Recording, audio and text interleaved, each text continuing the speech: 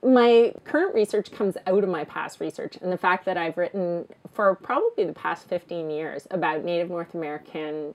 writers, and particularly poets, and how they challenge the Canadian-American border, what they do to resist the Canadian-American border, and raise questions about what a lot of Canadians take for granted, which is the existence of and the importance of the Canadian-American border and the citizenship that's assigned either as Canadian or American, depending on what side of the border you're on. And so my new research project actually shifts focus by looking specifically at how Americans read and reconfigure Canadian landscapes, places, and ideas about Canada in American literature. And I'm focusing on 20th century,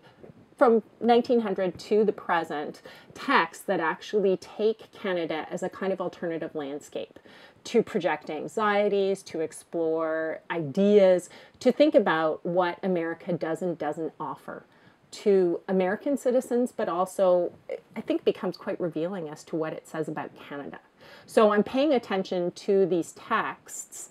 which include a wide variety of novels. And what I think comes out in all of these texts as a kind of interest in and anxiety about Canada as a mouse to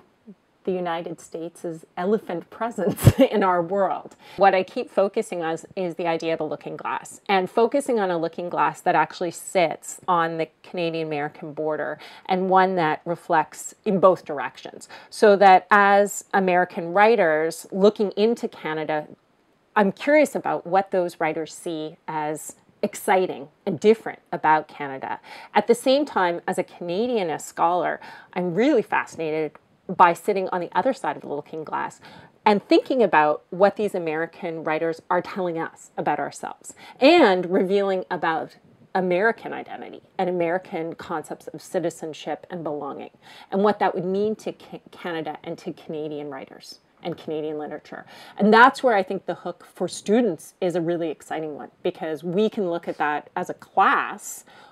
or in class and really focus on the relationships between different texts on both sides of the border. And the students that I'm teaching, in many cases, have firsthand experience of crossing the border, of thinking about borders and how borders operate. So they can actually bring that knowledge to the class and speak to that interaction and that moment of crossing in a way that is really exciting for me and allows me to learn about their experiences.